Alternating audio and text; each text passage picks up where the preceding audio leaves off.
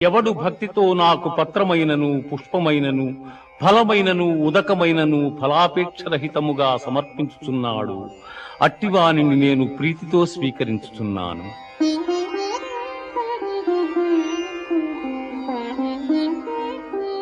మన్మనాభవ మద్భక్తో మజ్యాజీ మాం నమస్కురు మామే వైష్యసి యుక్త్యేవా ఆత్మానం మత్పరాయణగా.